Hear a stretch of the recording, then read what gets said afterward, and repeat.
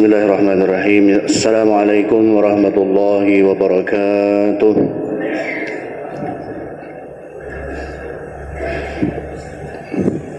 Innal hamdalillah nahmaduhu wa nasta'inuhu wa nastaghfiruh wa na'udzu billahi min shururi anfusina wa min sayyiati a'malina. من يهده الله فلا مضل له ومن يضلل فلا هادي له أشهد أن لا إله إلا الله وحده لا شريك له وأشهد أن محمدا عبده ورسوله لا نبي بعده اللهم صل على محمد وعلى آله وصحبه أجمعين. وقال الله تعالى يا أيها الذين آمنوا اتقوا الله حق تقاته ولا تموتن إلا وأنتم مسلمون. وقال أيضا لقد كان لكم في رسول الله أسوة حسنة لمن كان يرجو الله واليوم الآخر وذكر الله كثيرا. Ma'asyiral muslimin wal muslimat rahimani wa rahimakumullah.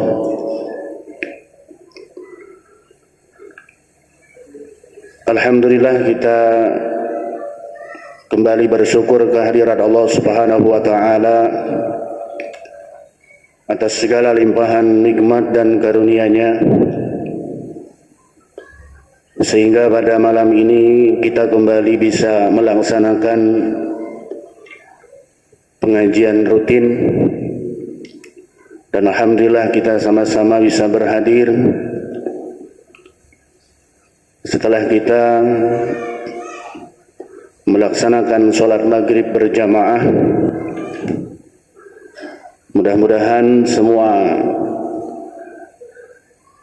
amal ibadah yang telah kita lakukan senantiasa diterima dan mendapatkan pahala yang berlipat ganda di sisi Allah Subhanahu wa taala.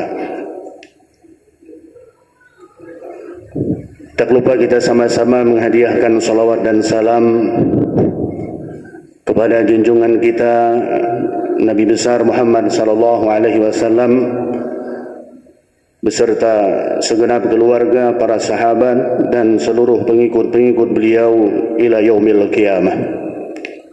Mudah-mudahan kita diberikan oleh Allah keistiqomahan di atas sunnah Rasulullah sallallahu alaihi wasallam.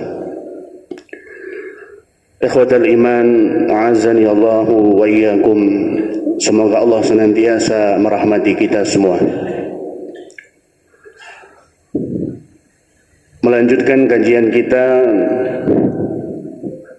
pembahasan dari kitab Syama'il, di mana pada kesempatan yang lalu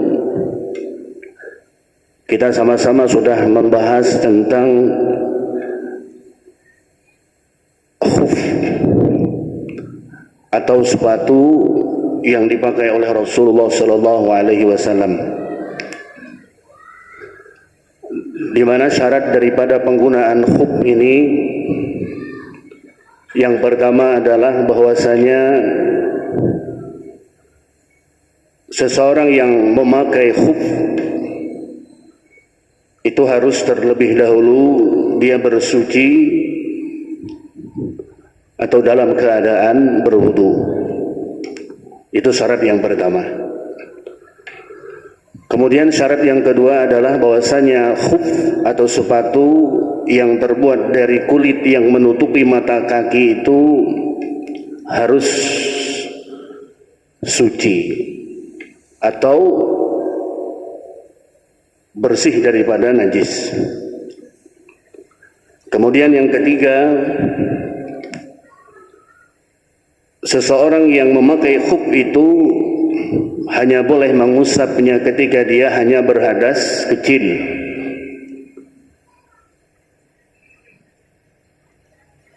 Baik ketika ia buang air kecil atau ketika ia buang air besar atau ketika ia kentut, sehingga membatalkan wudunya. Adapun ketika seseorang berhadas besar yang mewajibkan ia untuk mandi, maka kebolehan mengusap khuf ini tidak berlaku.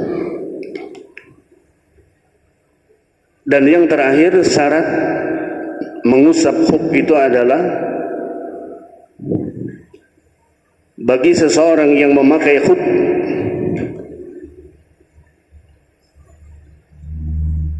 ia harus memperhatikan ketentuan yang telah ditetapkan oleh syariat, bahwasanya batasan waktu bagi seorang mukim itu hanya 1 kali 24 jam. Dan batasan waktu bagi orang yang sedang safar, jadi sedang dalam perjalanan, misalnya dia memakai khuf, maka batasan waktunya bagi orang yang sedang dalam safar itu adalah 3 hari 3 malam. Lebih daripada itu tidak berlaku lagi. Nah, inilah sedikit tentang pembahasan kita yang lalu tentang lubsu Rasulullah sallallahu alaihi wasallam lil khuffi. Kemudian pada pembahasan yang selanjutnya adalah yang terkait tentang na'lu Rasulullah sallallahu alaihi wasallam. Sandal yang dipakai oleh Rasulullah. Jadi sama-sama khuf itu adalah alas kaki yang menutupi sampai mata kaki. Jadi menutupi seluruh kaki sehingga mata kaki juga ikut tertutup. Sedangkan na'lun itu sama dengan alas kaki, tetapi alas kaki yang hanya menutupi bagian bawah daripada telapak kaki. Nah, jamaah sekalian yang dimuliakan oleh Allah Subhanahu wa taala, pada pembahasan ini kita akan menjelaskan tentang bagaimana bentuk sandal yang dipakai oleh Rasulullah sallallahu alaihi wasallam dan apa saja yang dianjurkan oleh Nabi kita dalam hal memakai sandal.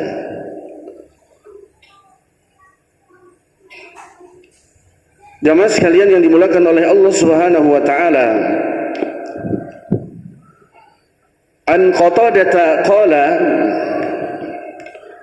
qultu li Anas bin Malik radhiyallahu anhu kaifa kana tan'alu rasul kaifa kana na'lu Rasulillah sallallahu alaihi wasallam. Dari Qatadah ia berkata, qultu li Anas bin Malik, aku bertanya kepada Anas ibn Malik, karena Anas ibn Malik ini adalah orang yang sangat dekat sekali dengan Rasulullah sallallahu alaihi wasallam, atau beliau ini adalah pembantunya Rasulullah sallallahu alaihi wasallam yang mengabdi kepada Nabi itu selama 10 tahun. Jadi kalau orang jadi pembantu pasti sudah kenal dengan majikannya. Nah, oleh karena itu Qatadah tadi bertanya kepada Anas ibn Malik, karena Anas ibn Malik adalah orang yang sangat mengetahui tentang Rasulullah sallallahu alaihi wasallam. Ujar Qatadah bertanya kepada Anas, kaifa kana na'lu Rasulillah sallallahu alaihi wasallam? Bagaimana sandal yang dipakai oleh Rasulullah sallallahu alaihi wasallam? Qala, kemudian Anas menjawab, lahuma kibalani. Ujar Anas ibn Malik, sandal Nabi itu mempunyai 2 tali. Jadi sandal yang dipakai oleh Nabi itu memiliki dua tali. Nah, sandal itu kan dua buting, yang satu pakai tali, yang satu pakai tali. Ujar kita itu sandal jepit. Nah, jadi sandal jepit.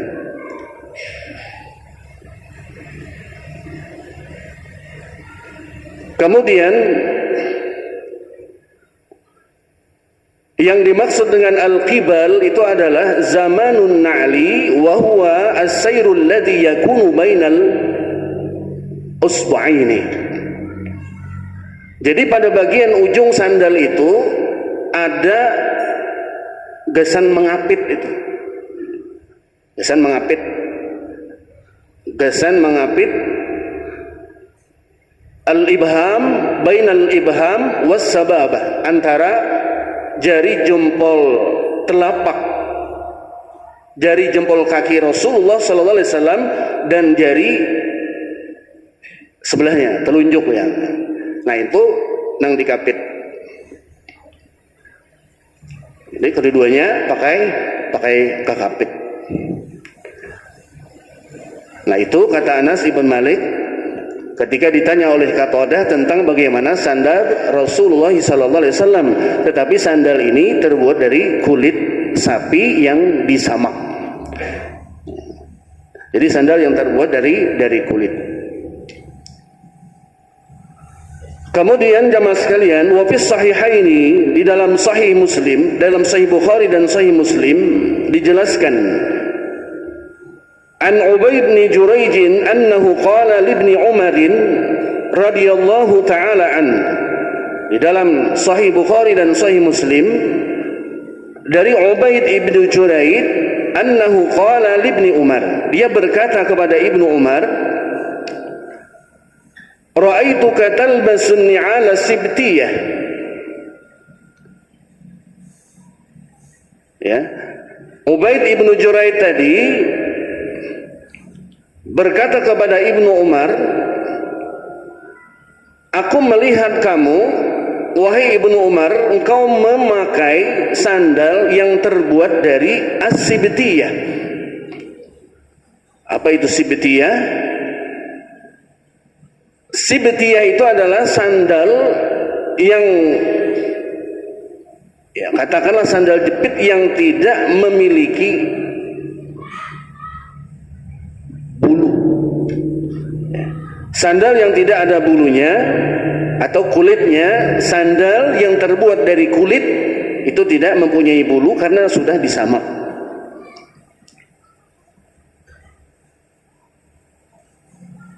Kemudian setelah itu qala inni ra'aitu Rasulullah sallallahu alaihi wasallam, dan Anas dan kemudian Ibnu Umar tadi dia menceritakan bahwasanya kata Ibnu Umar, aku melihat Rasulullah sallallahu alaihi wasallam yalbasu an-ni'al allati laisa fiha sya'run. Bahwasanya sandal yang aku lihat yang dipakai oleh Rasulullah sallallahu alaihi wasallam itu adalah sandal yang terbuat dari kulit, sandal jepit yang terbuat dari kulit dan tidak mempunyai bulu. Jadi kan karena terbuat dari kulit yang disamak sudah, artinya bulunya itu kada ada lagi, sudah bersih. Wa yatawaddau fiha fa ana uhibbu an albisahuma. Dan Nabi sallallahu alaihi wasallam beliau berwudu dengan memakai sandal tersebut, fa ana uhibbu an albisahuma. Oleh karena itu kata Ibnu Umar, aku senang, aku suka untuk memakai seperti apa yang dipakai oleh Rasulullah sallallahu alaihi wasallam.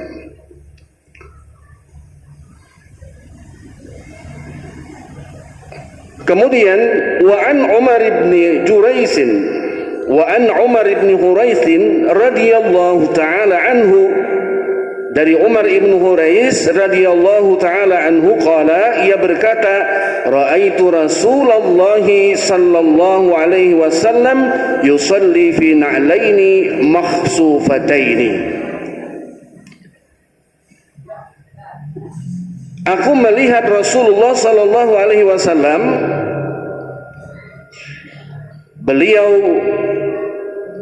salat dengan memakai dua sandal makhsufataini, di mana sandal yang dipakai oleh Rasulullah sallallahu alaihi wasallam itu adalah sandal yang ada bekas tambalan atau bekas jahitan.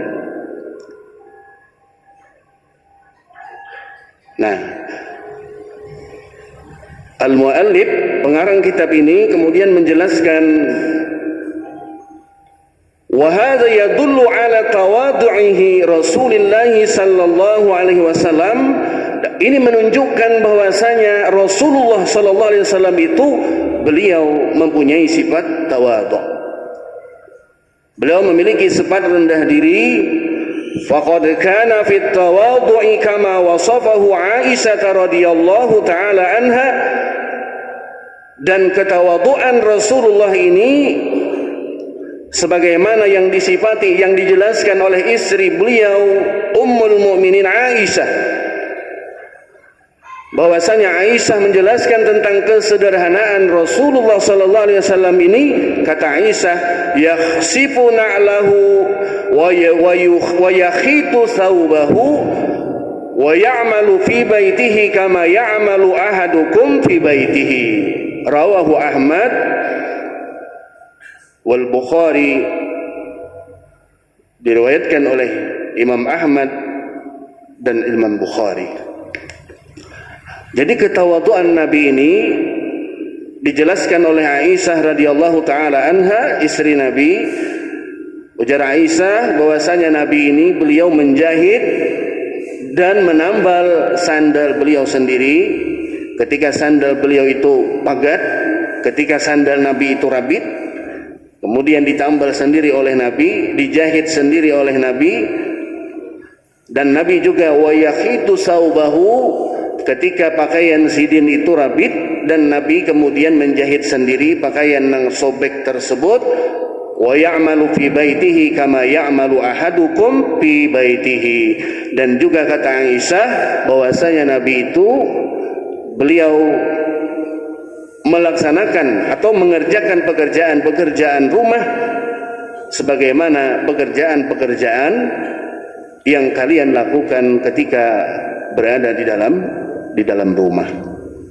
Nabi juga ikut membantu pekerjaan istri beliau.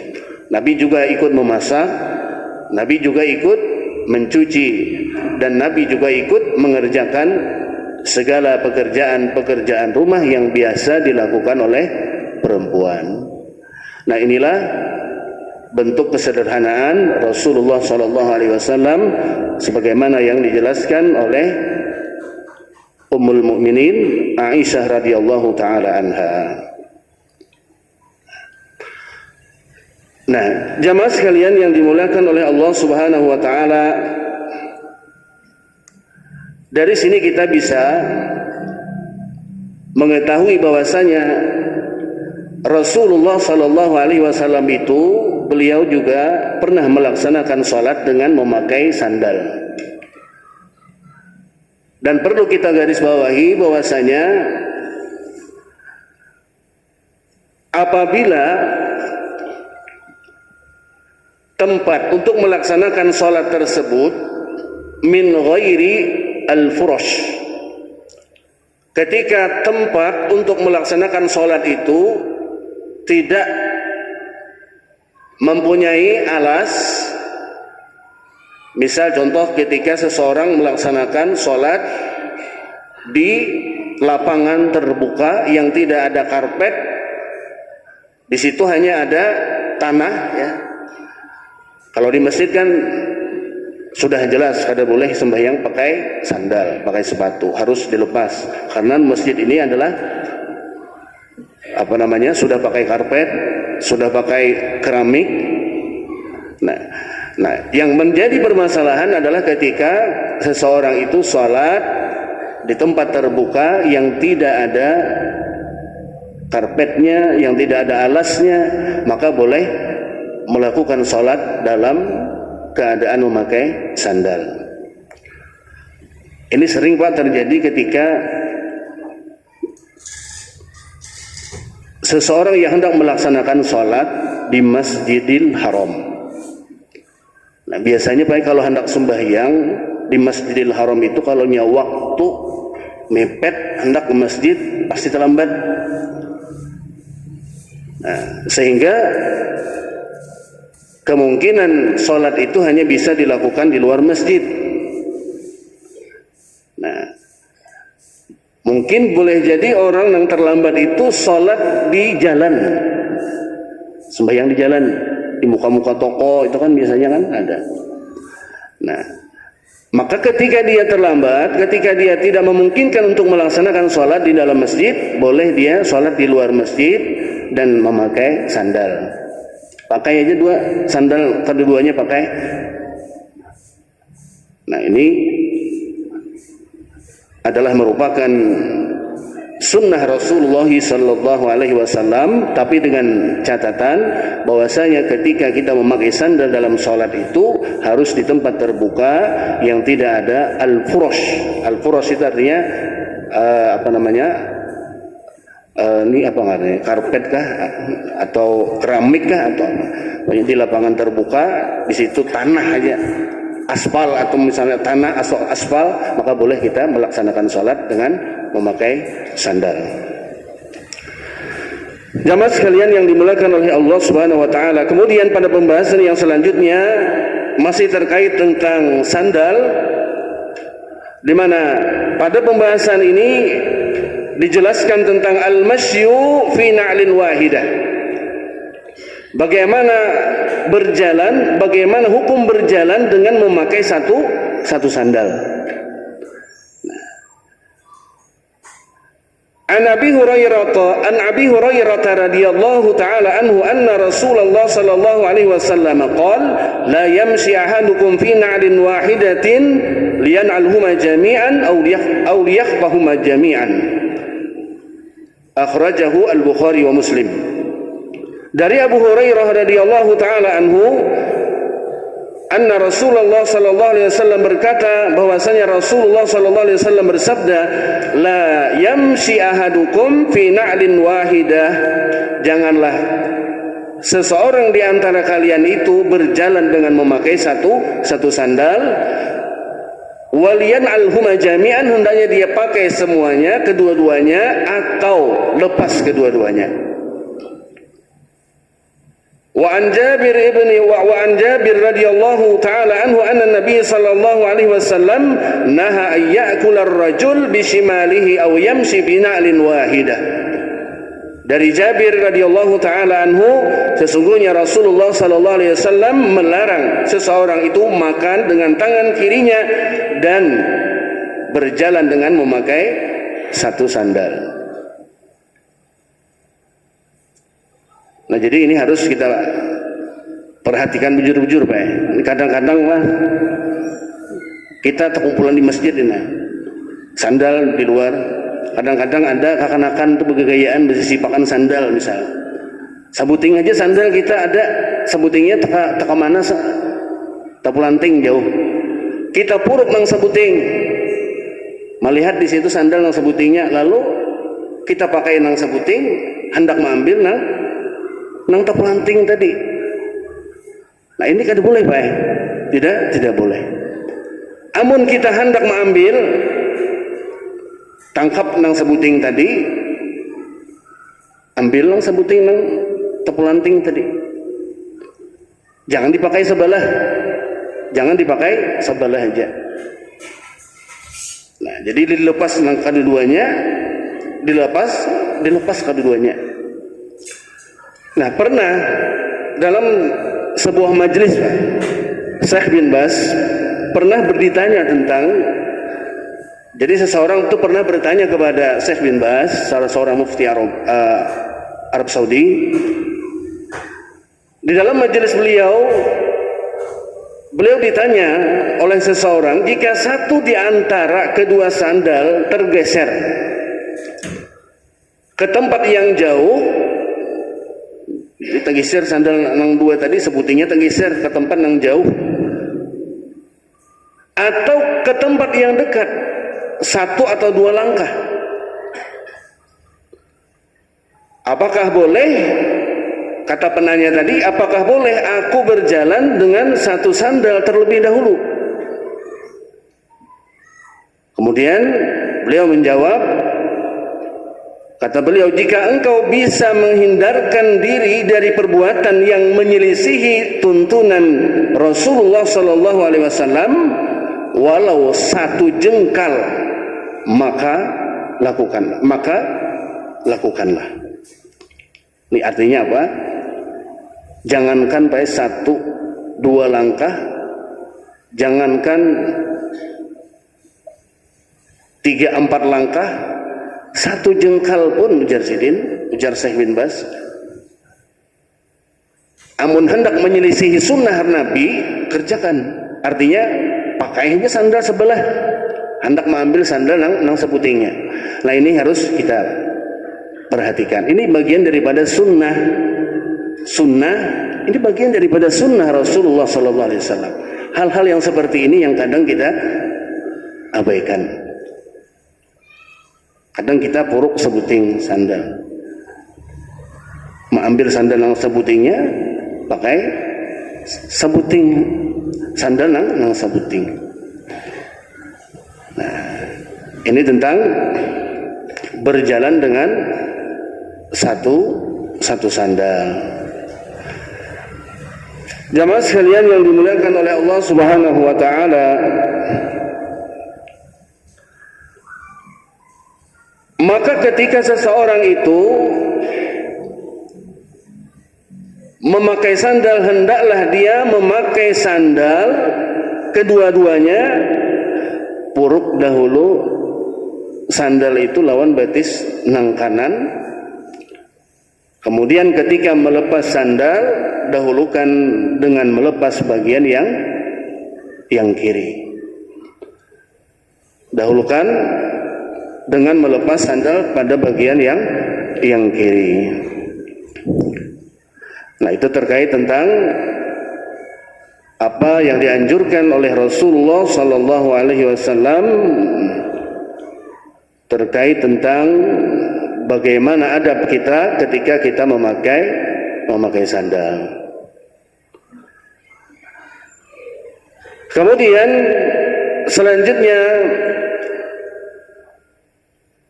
wasunnatu anittana'uli al-bidayatu bil yamini. Yang disunahkan di dalam hal memakai sandal itu adalah memulai dengan kaki kanan.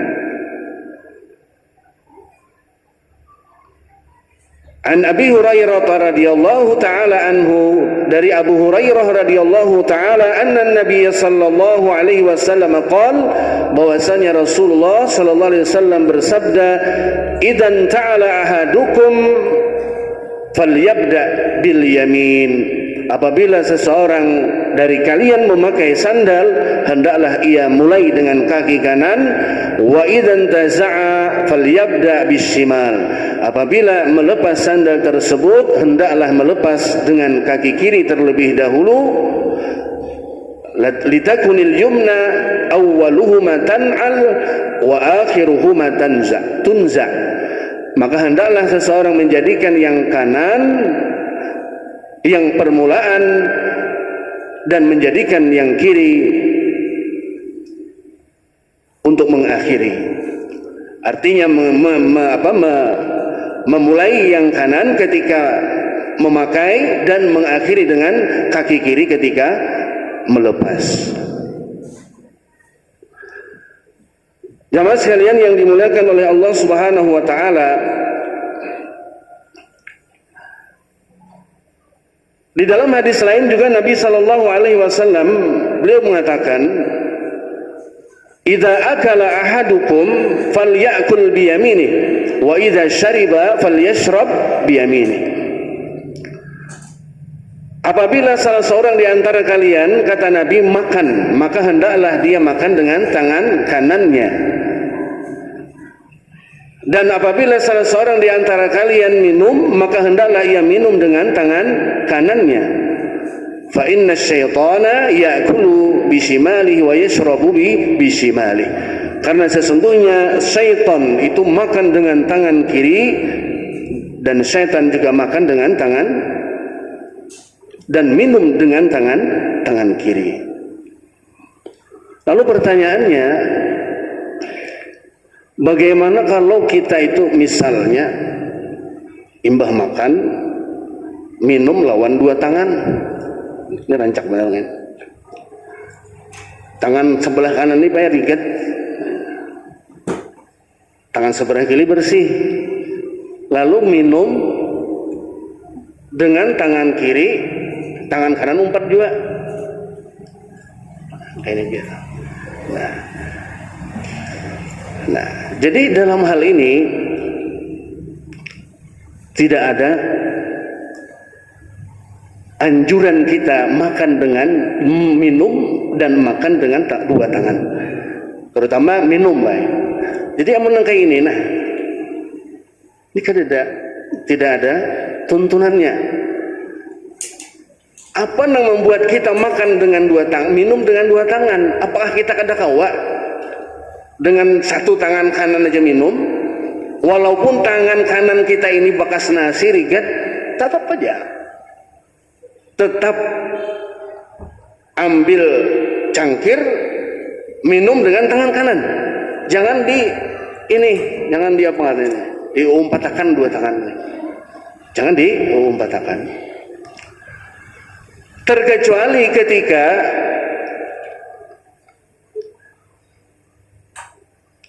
tempat minum itu tidak memungkinkan untuk kita utii lawan satu tangan. Misal contoh, tempat minumnya itu ganal, sehingga kada muat tangan kita ini menggenggam tempat minum yang ganal itu. Maka dalam hal ini ada sebuah hadis Abu Hurairah radhiyallahu taala anhu, beliau itu pernah diberi satu bejana susu. Kemarin bejana itu kan ganal, Pak. Katakanlah dalwun, ya. Dalwun itu kan ember, artinya ember. Jadi Abu Hurairah pernah diberikan satu dalwun susu, satu bejana susu, dan yang memberikan ini, yang memberi Abu Hurairah ini adalah Rasulullah Sallallahu Alaihi Wasallam. Kemudian Rasulullah Sallallahu Alaihi Wasallam beliau memerintahkan kepada Abu Hurairah untuk membagi susu tadi yang ada di dalam bejana yang ganal tadi. Disuruh Nabi membagikan kepada ahli sufah. Setelah semuanya minum, fa'akhadha Rasulullah sallallahu alaihi wasallam al-qadha fawada'ahu ala yadayhi summa rafa'a ra'sahu fatabassama faqala Abu Hurairah ishrab wa syaribtu. Imbah sebertaan sudah minum, fa'akhadha Rasulullah sallallahu alaihi wasallam al-qadah. Kemudian Nabi mengambil bejana susu di dalam bejana tadi, Nabi ambil. Kemudian Nabi meletakkannya di kedua tangan Abu Hurairah. Summa rafa'a ra'sahu fatabassama faqala. Nabi sambil tersenyum. Nabi mengangkat kepala, lalu kemudian beliau tersenyum dan berkata, Abu Hurairah ishrab, minum sekarang. Kemudian fasyaribtu, kata Abu Hurairah. Hadis riwayat At-Tirmidzi. Sehingga kemudian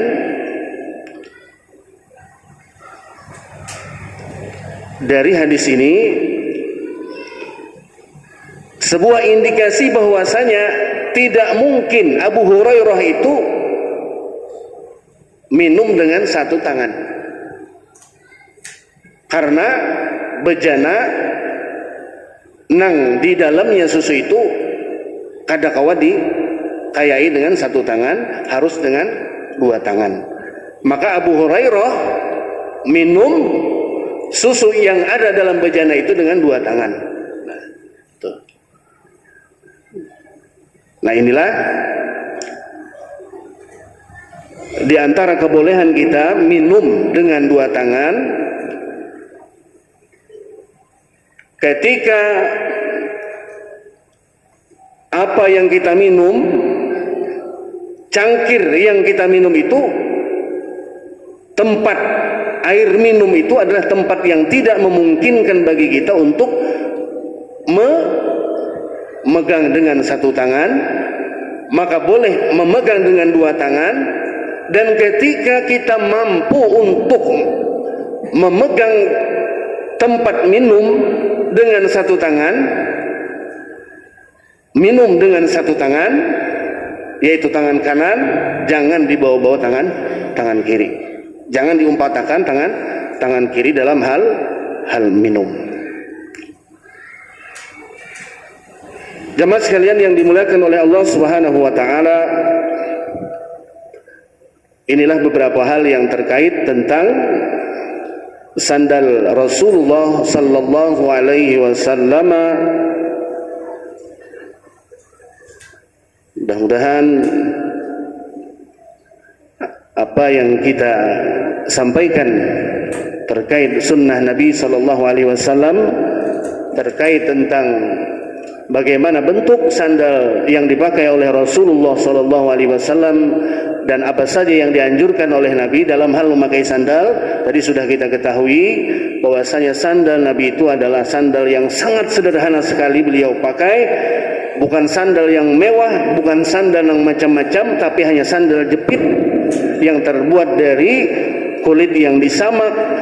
Dan anjuran bagi kita dalam hal memakai sandal, hendaknya kita mulai dengan memakai yang kanan dan melepas dengan yang kiri, dan kita dilarang untuk memakai satu sandal ketika kita berjalan, walaupun hanya mengambil sandal nang sebutingnya, tetap kita harus melepas satu sandal tersebut untuk mengambil sandal nang tapulanting jauh. Mungkin ini saja yang bisa ulun sampaikan pada kesempatan ini. Mudah-mudahan kita bisa teruskan kajian kita tentang Syama'il Al-Muhammadiyah untuk menambah wawasan kita tentang kepribadian Rasulullah sallallahu alaihi wasallam dan apa-apa saja yang disunahkan oleh Nabi kita sallallahu alaihi wasallam.